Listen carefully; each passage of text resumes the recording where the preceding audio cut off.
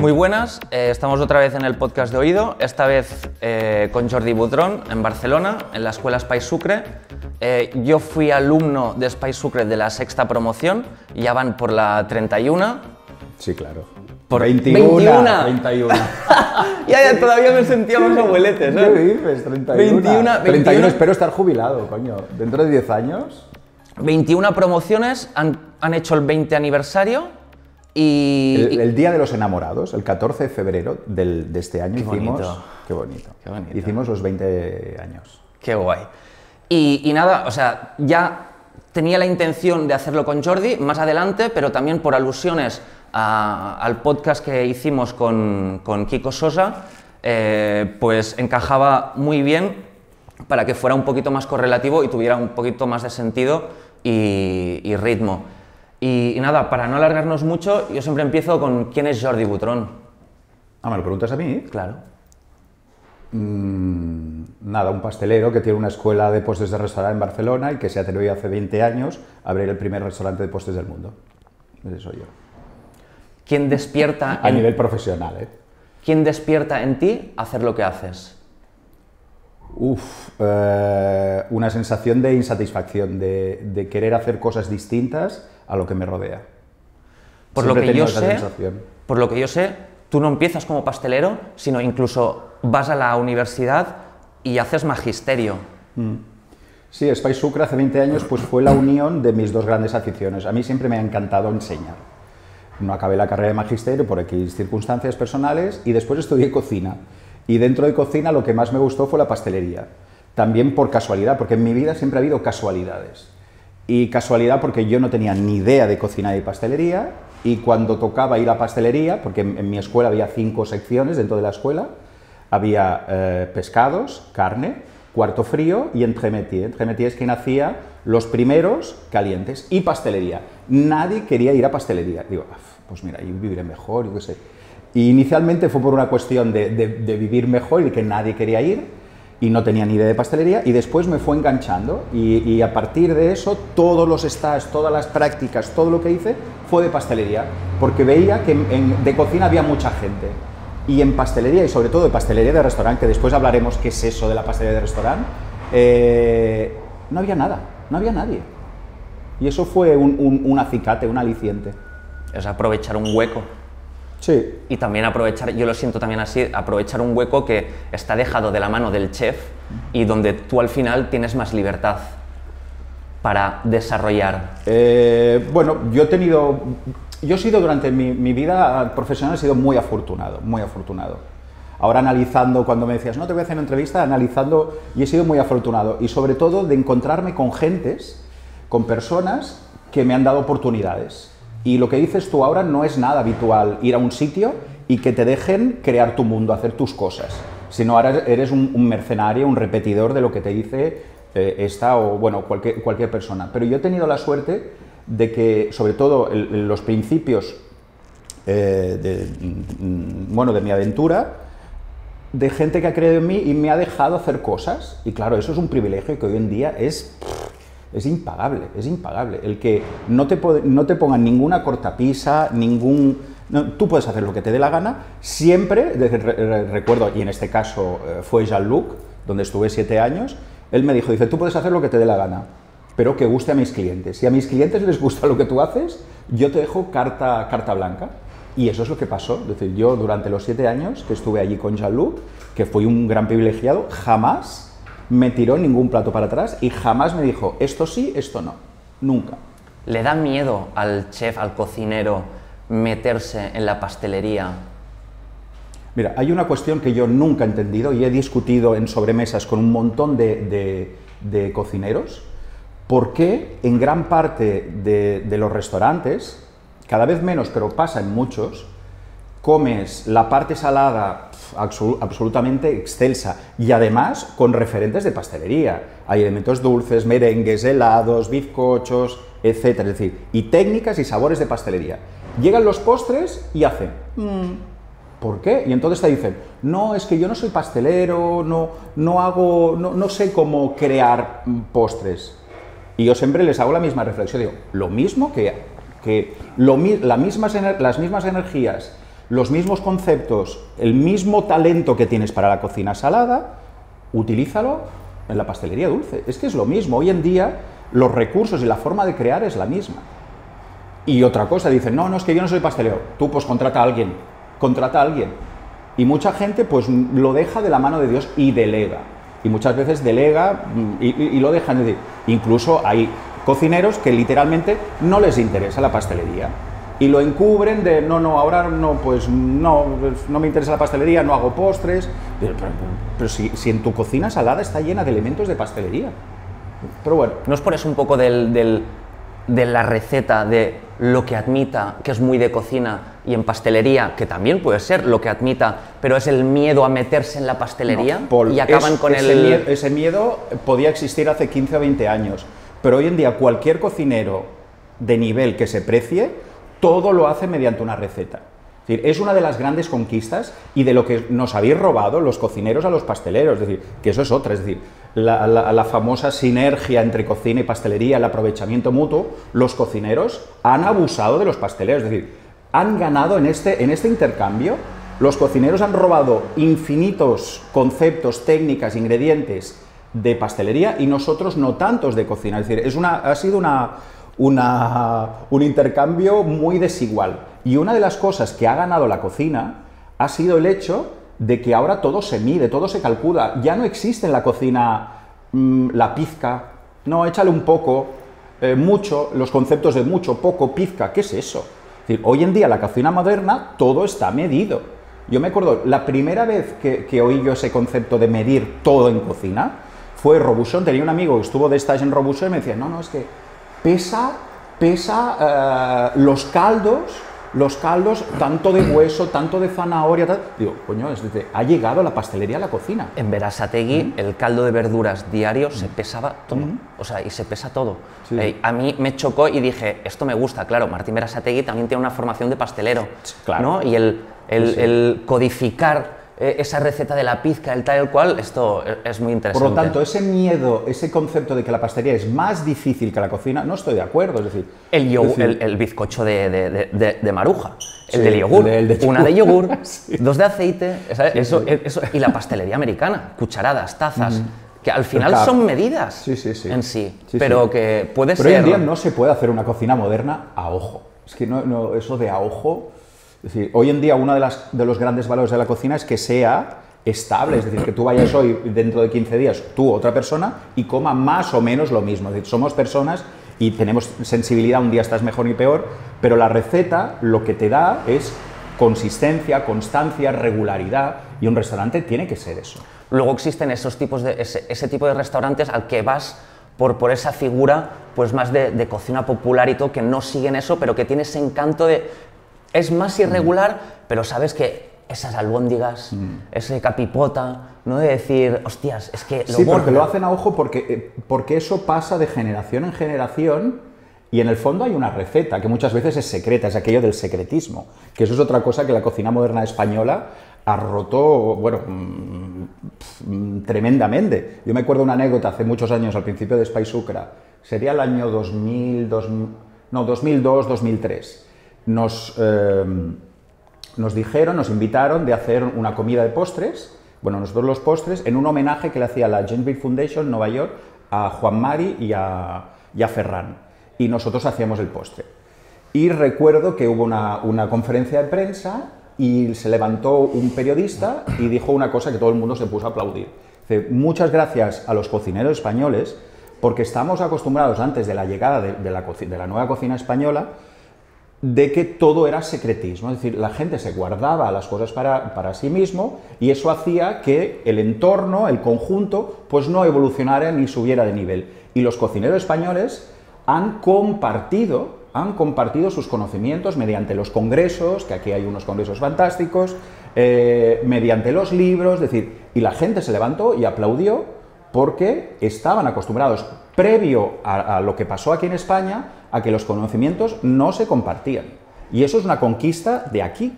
Incluso yo tengo alumnos del mundo latino que incluso hoy en día vienen aquí, vienen al Essence, al restaurante de postres que tenemos, ven la libreta de las recetas y la cogen, la miran así como ¿Puedo? furtivamente. Yeah. Oye, ¿puedo? Sí, claro. Yeah. ¿Qué quieres? ¿Fotocopias? Yo tengo fotocopias. Se sorprenden de que el conocimiento se comparta, incluso en una escuela.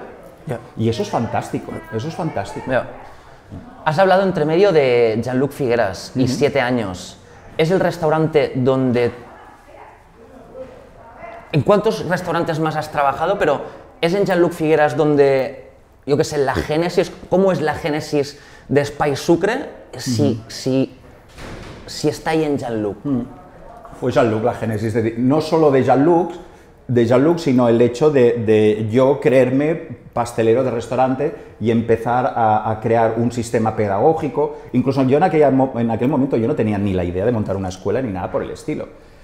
Pero tenía la conciencia de que yo tenía que pensar cómo crear, es decir, tenía que sistematizar la creación.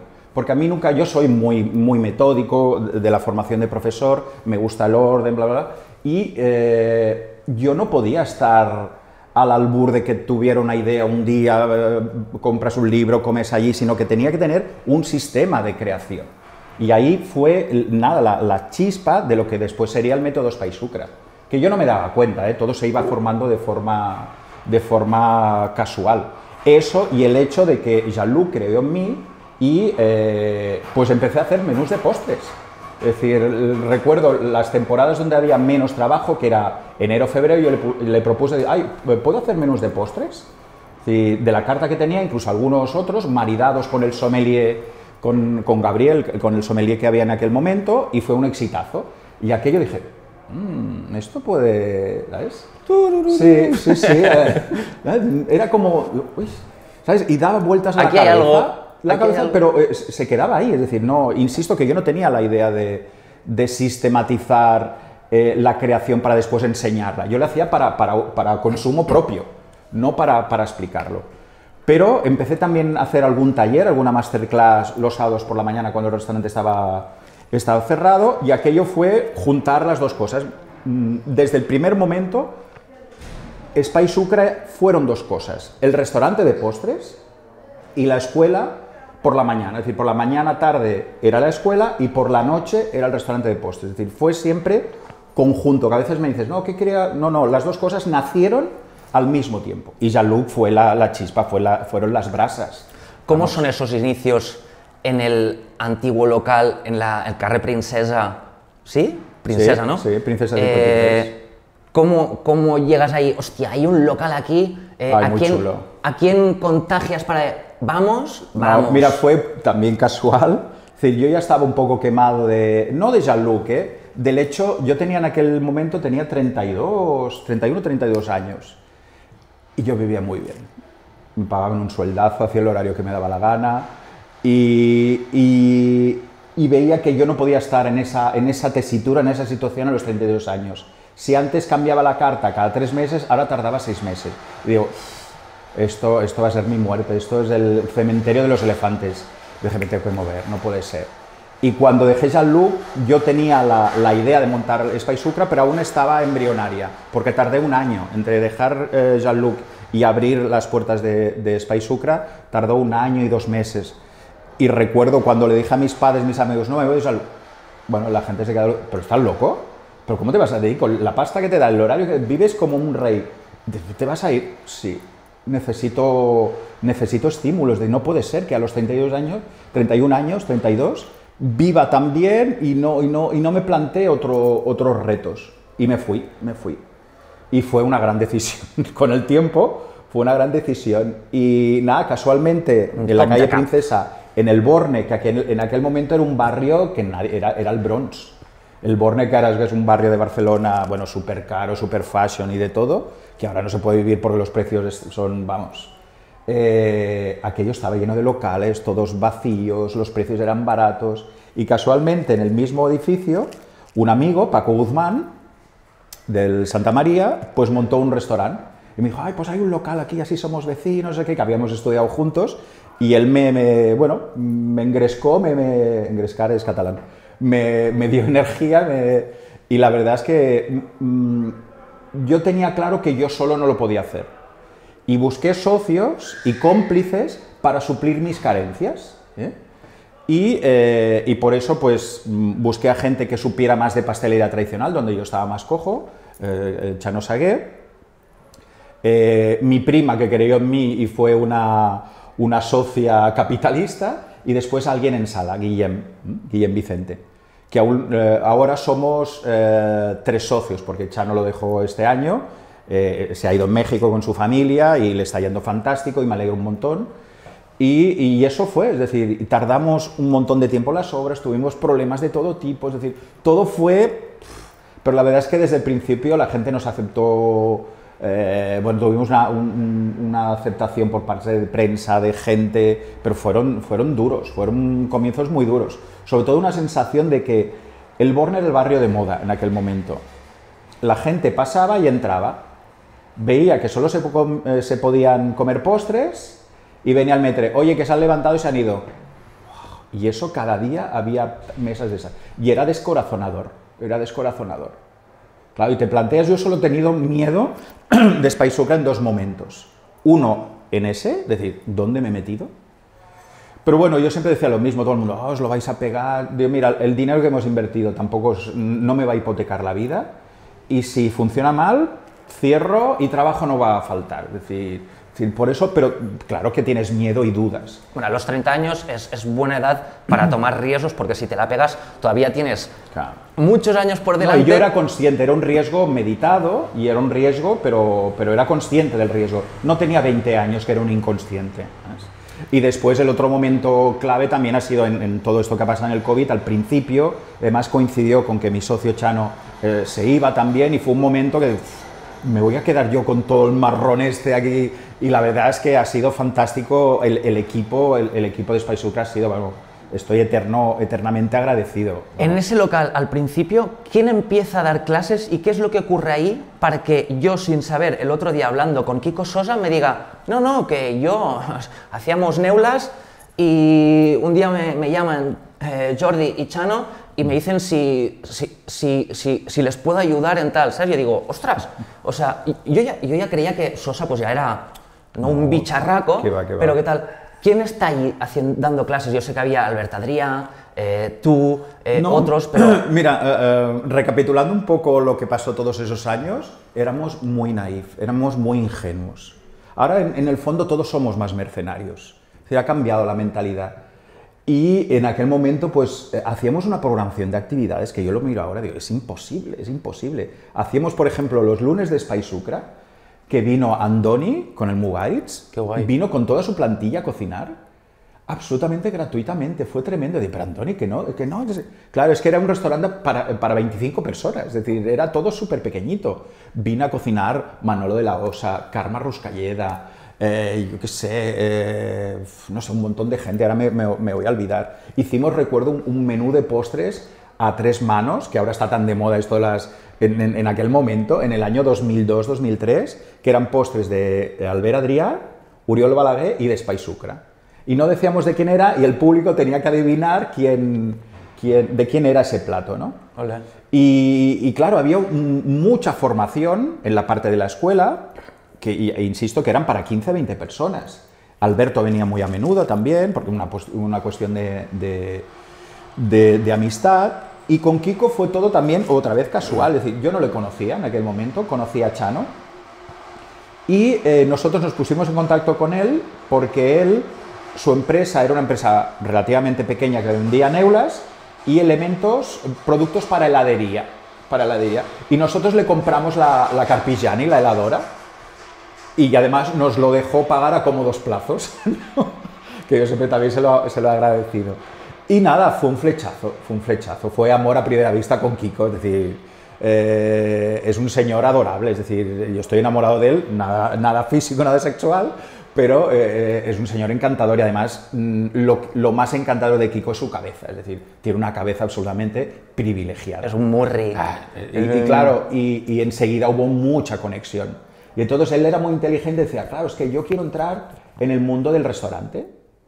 Y hacía una reflexión que era muy inteligente. Claro, él vendía mucho en la época de las Navidades, las neulas, y en el momento del verano, el helado, pero el resto del año a 2 velas. Entonces, ¿el restaurante qué pasa? Puede ser que sea un consumo mucho más regular durante todo el año. A lo mejor no hay picos, pero es mucho más regular. Y él lo que quería era regularidad en su empresa. Quería entrar dentro del mundo del restaurante.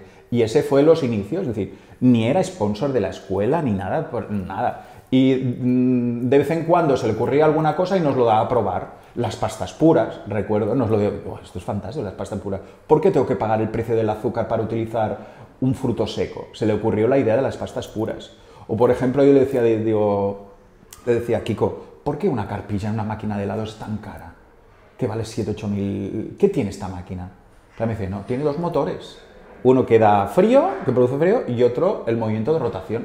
Pues inventa una máquina, Kiko, es que tienes que inventar una máquina. Y entonces no sé dónde sacó una olla a presión, el recipiente de una olla a presión del País Vasco, montó una carcasa y nos iba trayendo las máquinas a medida que las iba evolucionando.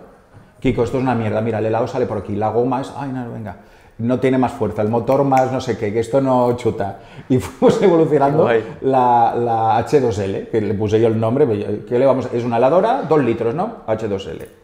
Y ahí se quedó. Es decir, fue una cuestión de amistad, insisto, que no era ni patrocinador ni nada. Qué guay. Sí. Por eso hemos vivido toda la evolución de la empresa de Kiko, que ahora es un monstruo, y ahora es un proveedor de elementos de pastelería y de tecnología a medio mundo, desde el principio que él no tocaba el tema del restaurante. ¿Hace crecer un poco también la industria y el boom de la pastelería y los productos tecnológicos en la restauración ya no solo de este país, sino es que es eso, te vas a China y ves un bote de Sosa? Yo digo, con la gracia de que hay un bote de productos Sosa que roda por el mundo, que si lo frotas, se aparece Kiko y te concede 3 deseos. No, sabes que yo en plan de broma, pero no está, el fondo no es de broma, es verdad. Yo siempre digo que Sosa llega donde la naturaleza no llega. Es decir, hoy en día, cualquier persona que quiere que quiere hacer una cocina más o menos moderna, distinta, necesita de los productos Sosa. Es así, no hay vuelta de hoja. Ya ves. Luego, aquí, ya más hacia lo del tema de docencia, alumnos y tal, ¿qué es lo más importante que debe aprender un alumno cuando se quiere dedicar a la pastelería? ¿Y qué es lo que le diferencia venir aquí de otras escuelas? Y pillándolo, ¿hay una burbuja de escuelas de pastelería?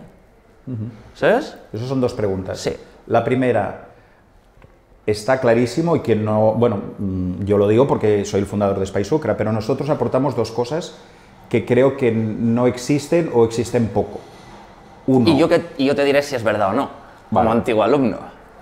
Bueno, muy bien. Uno, nosotros le aportamos al alumnado un sistema de creación. Es decir, la creación está sobrevalorada, pues lo tengo clarísimo, y mira que yo me dedico a aportar un método para crear, pero la creación está sobrevalorada. Además, de Spysucra yo creo que era una idea falsa. Nosotros no creamos butroncitos, no creamos monstruos, y tú eres un caso, es decir, un caso muy claro, monstruos que tienen que hacer lo mismo que enseñamos aquí. Replicar. Ahí, sino nosotros enseñamos a pensar, es decir, nosotros te damos herramientas para que tú crees tu propio mundo. Evidentemente, cuando estás durante la escuela, está todo estás como muy con una faja, es decir, que no te puedes salir de lo que se te enseña. Pero eso es como cuando tú aprendes a nadar o a conducir, que tienes unas normas y de ahí no te puedes salir. Después, ya cuando sales de la academia y conduces 2 años, ya haces lo que te dé la gana, o en bicicleta, haces así con la pierna, es decir, pero primero, cuando tú estás enseñando,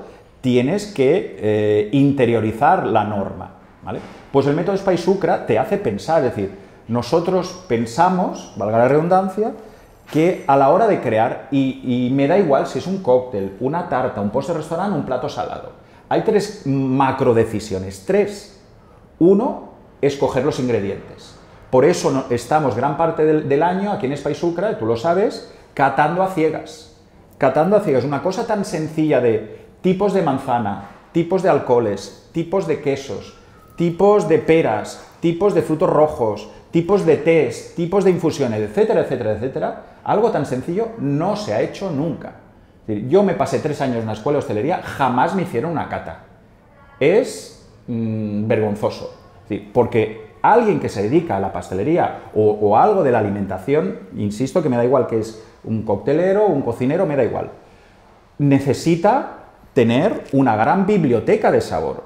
Si no conoces los ingredientes, si no conoces con cuáles va bien, no sabrás ni dosificarlos ni buscar maridajes. Esa es la primera macrodecisión, escoger el ingrediente, el conocimiento de la materia prima. Y hay un déficit brutal de conocimiento de la materia prima.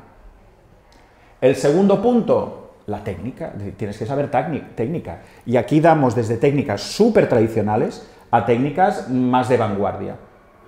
¿Y qué pasa? Dentro de la tradición hay técnicas horribles y técnicas maravillosas. Dentro de la vanguardia hay técnicas horrorosas y técnicas fantásticas.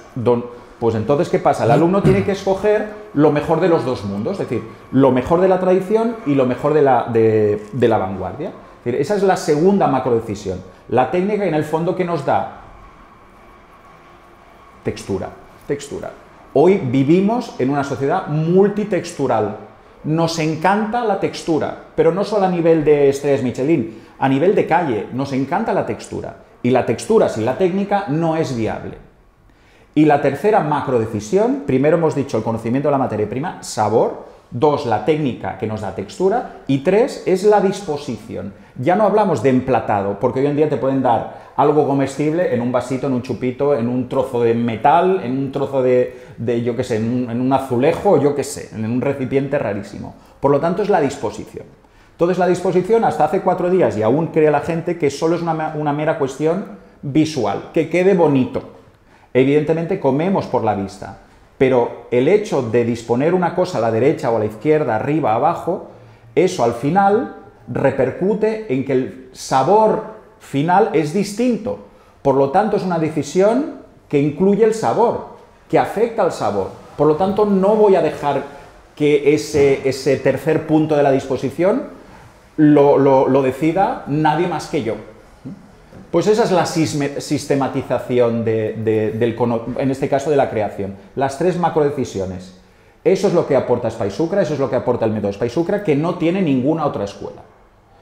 Y sobre todo nosotros, y tú lo sabes porque has sido alumno de aquí, nosotros siempre nos decimos que somos especialistas del sabor. Tenemos muchos déficits, pero ese es nuestro gran qué. Sistematizar la creación y el conocimiento del sabor. Eso es lo que aporta Spysucra. La segunda pregunta, sí, la respuesta es sí.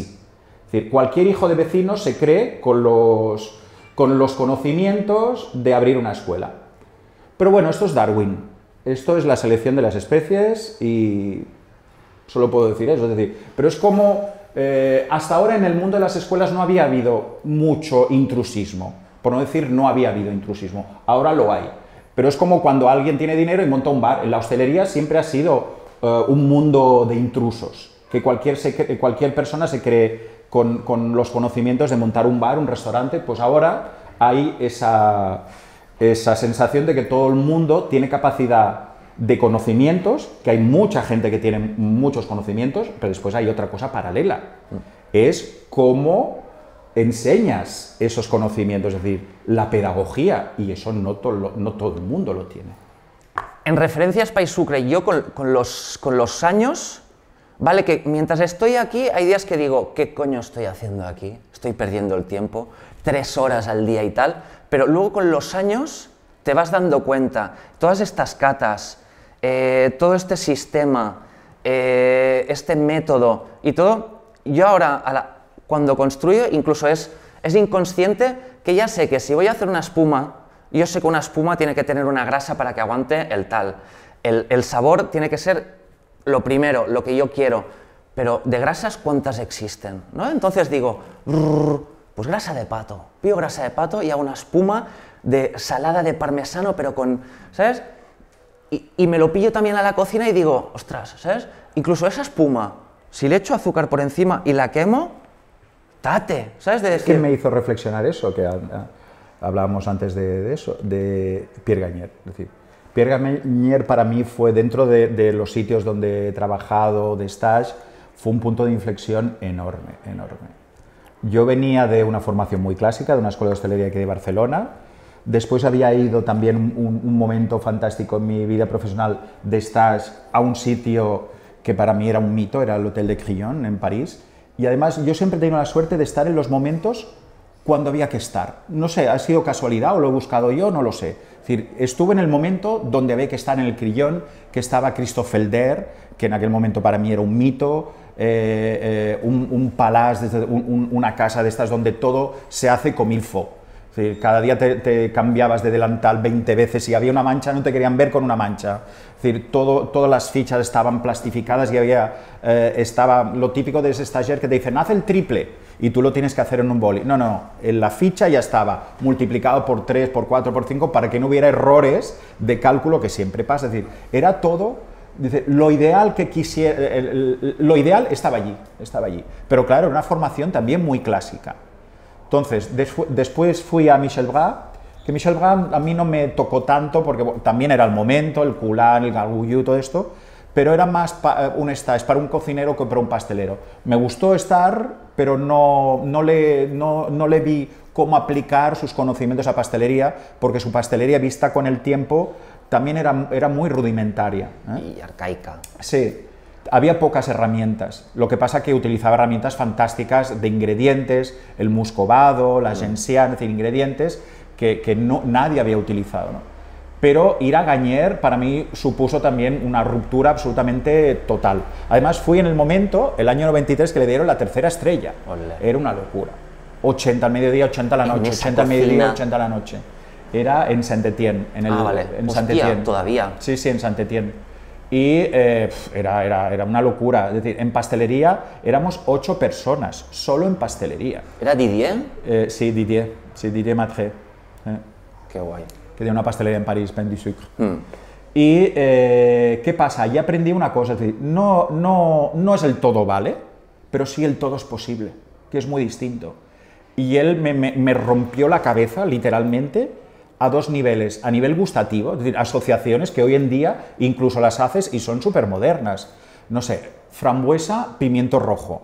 Coño, esto es el año 93. Y ahora estamos Plátano, cansados aguacate. de ver tartaletas de frambuesa con en el huequito el puré de pimiento. Pues eso, el 93. Ahora es tradicional. 93. Es decir, había asociaciones gustativas absolutamente locas, pero locas, pero después lo pruebas y ¿cómo no se me ocurre? ¡Qué envidia! Ya. ¿Por qué no se me ocurrió a mí esto? Eso da rabia, ¿eh? Sí, eso da mucha rabia. Sí. Es como cuando la primera vez que probé y conocí a Pierre Hermé el Hispam rosa frambuesa lichi.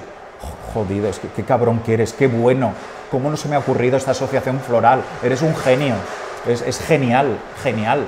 De aquí aprendo también lo de la biblioteca de sabores mental, y luego el día que nos pones el vídeo de Paul Lacoste de la invención de la cuisine de Gagner, ahí también digo, o sea, aparece por la ventanilla de la cocina y tal, así clean, y yo digo, yo con esto voy a trabajar. Ese vídeo lo tenían que pasar forzosamente en todas las escuelas de hostelería. No, pero es que toda la serie.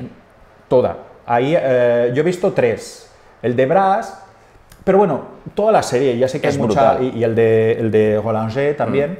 Pero lo que pasa, él es el más didáctico. En su locura es el más didáctico. El otro son más auto-homenajes, más autobombo. Pero Gagner nunca ha sido de autobombo.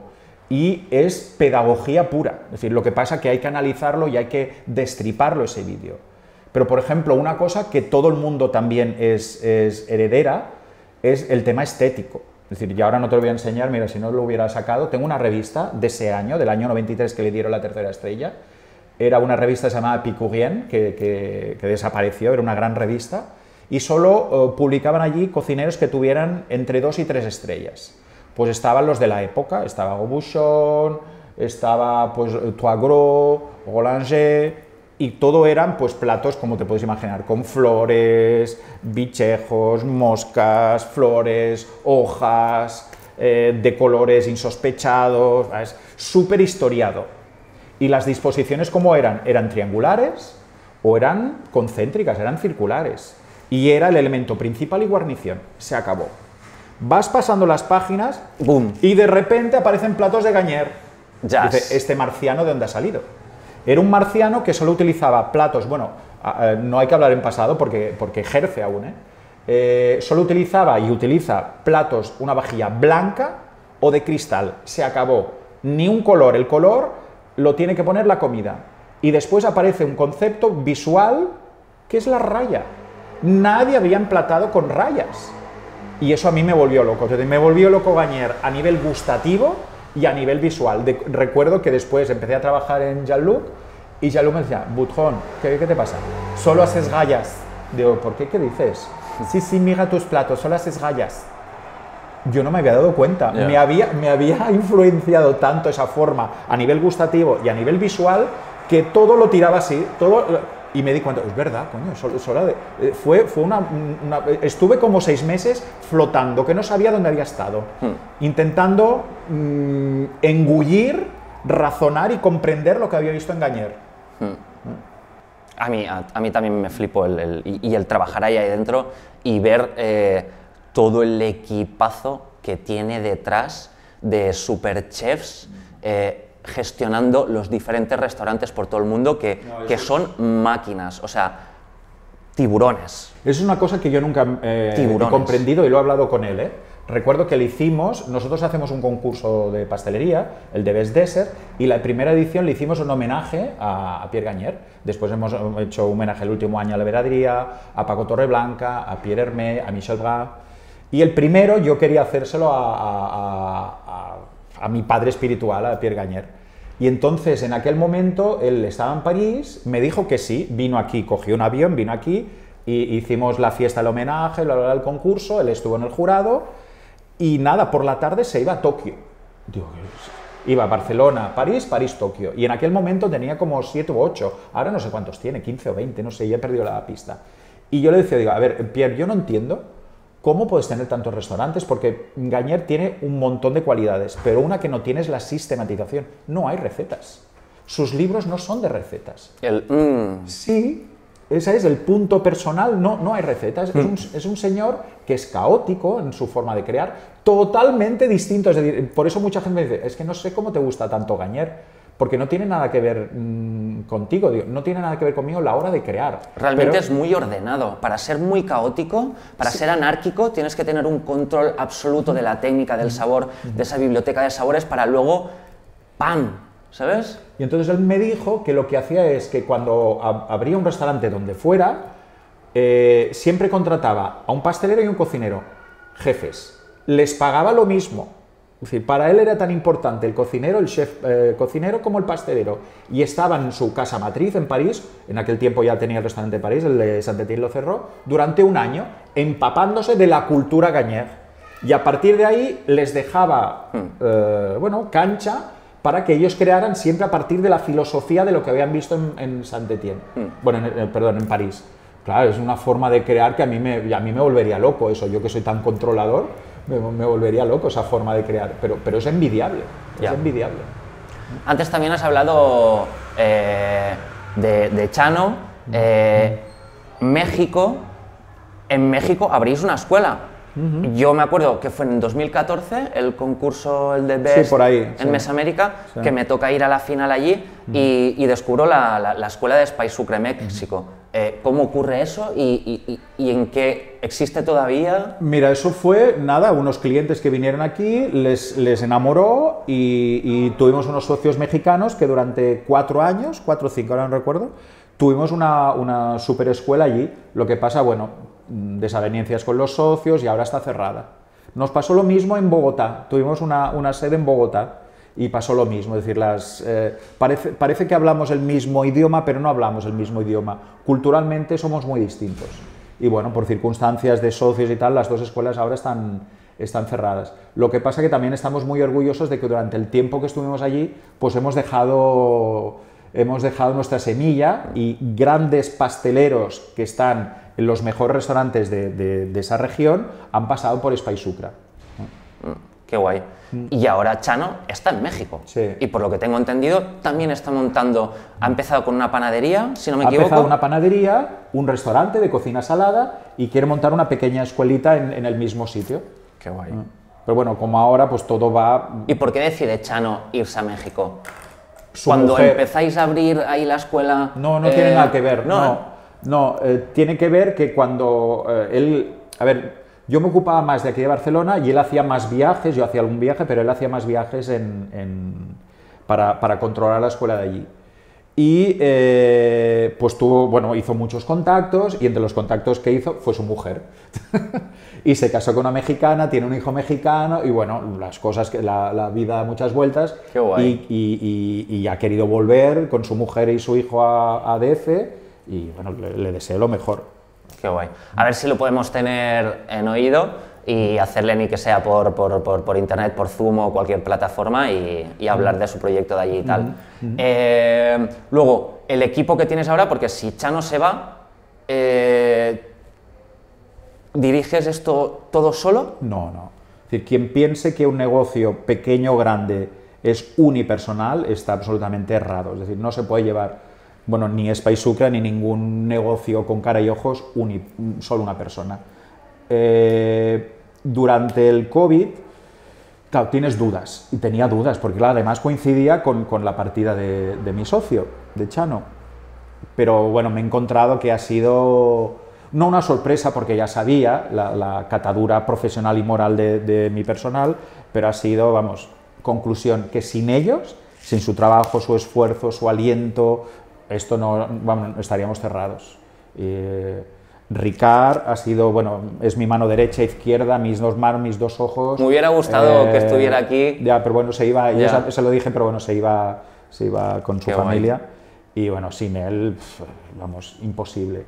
Y después Martín y Adrià, es decir, hay un equipo, somos pocos, pero hay un equipo fantástico, fantástico.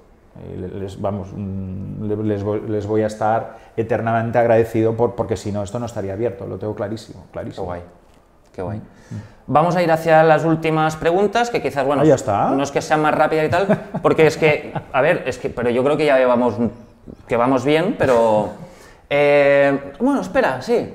¿Cuál es la mayor aberración que haya hecho un alumno en un postre aquí? Y no creo que sea el de Coca-Cola, piña y kaki que hice con Adrián, porque estaba buenísimo, ¿sabes? No. Pero lo miraste, me dijiste de todo. Esto es una mierda, ¿cómo te atreves a Coca-Cola? Y decía, pues está cojonudo, ¿sabes? No, pero a ver, para la gente que no lo escuche, los comentarios que se hacen porque durante... tú me criticabas mucho. Luego me he enterado de que, no, si Jordi Butron te da caña, esto ya, luego, es porque ya pensaba que valías, por lo tanto, si te da caña es por algo. Y mira, ahora me lo dicen, ¿sabes? O sea, si me tenía para la gente que oiga el podcast.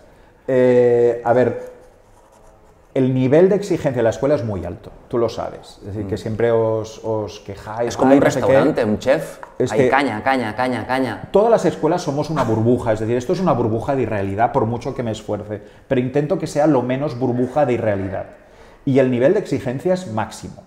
Sí. Y sabes que yo siempre en las catas de los postres empiezo, si tú vas a un restaurante y te dan este postre que tú has hecho, ¿qué pensarías? Claro, porque tenéis que tener mentalidad de clientes. Tú no haces postres para ti, los haces para un público. Por lo tanto, tenéis que tener criterio de público. Sí. Yo no recuerdo, y si recuerdo no lo voy a decir, asociaciones aberrantes que en 20 años imagina toda la bazofia que he tenido que comer. Y los postres fantásticos que he tenido que comer también. Cebolla y merluza, ¿no? De decir, chorizo merluza o algo así. ¿Que por qué no chorizo? O sea, ¿sabes? De decir, ostras. Pero lo que tengo claro es que, a ver, al principio el método es difícil de asimilar. Pero durante estos 20 años he comido, pues evidentemente, forma parte de mi trabajo, postres, no postres que valen o no valen, sino postres que tienen mucho margen de mejora. Pero también soy consciente de que durante estos 20 años he comido postres que ya me gustaría comer en restaurantes de 2 y 3 estrellas. Eso lo tengo clarísimo, clarísimo. Y cuando se dice el diálogo, las palabras que se utilizan en la cata a veces son muy viscerales, pero sabes que yo siempre matizo. Es decir, nunca digo esto es bueno o es malo, me gusta o no me gusta, sino esto es bueno o malo es decir, siempre matizo. Mi gusto personal me lo trago, es decir, mi gusto personal no influye en mi criterio, sino intento razonarlo en función de la teoría del método. Es decir, todo es razonado, nada es caprichoso. Guay. Pues esta era como... Hay más, pero bueno. ¿El mejor cumplido que te hayan hecho? Recuerdo uno. recuerdo al principio de Spaisucra, sería el tercer o cuarto año, que entró una mesa de 4 personas, yo no los conocía, y eran 2 parejas, y entró una señora a la cocina. ¿Y quién es el chef? No, yo no sé qué. Le voy a hacer un gran cumplido. A ver qué me dice esta señora. Dice, yo venía engañada aquí. Engañada, sí, porque a mí no me gustan los postres. Y ha sido una experiencia que jamás olvidaré. No lloré porque no tocaba, pero la verdad es que me llegó, mira, me acuerdo. Claro. Y hace 17 años. ¿Y la peor crítica? La peor crítica, no, a veces no recuerdo palabras exactas, pero el hecho de que no entiendan o no les guste lo que hagas. Pero yo soy consciente de que lo que hacemos en Spaisucra no gusta a todo el mundo. Solo faltaba, es decir, si yo me atrevo a utilizar ingredientes o asociaciones no conocidas, eso tiene un riesgo. Eso tiene un riesgo. Es decir, si hiciera manzana, vainilla, mantequilla, pues eso gustaría al 99,9%. Compra una Tatén. Es decir, yo sé que lo que hacemos tiene riesgos, y es un riesgo que al principio, recuerdo, al principio bueno, no solo de la escuela, sino cuando estaba en Jean-Luc, yo estaba obsesionado por la aceptación, como todos. Cuando estás empezando, tienes, y a ti también te habrá pasado, es decir, cuando empiezas, dudas, ¿gustará lo que hago? ¿Eso está bueno? ¿Qué me van a decir? Pero con el tiempo ves que tan importante es, haciendo este tipo de pastelería, con riesgo, tan importante es tener gente que te halaga como detractores. Porque si quisiera solo halagos, pues me dedicaría a hacer otra cosa. Molt bé. ¿Disco o músico favorito?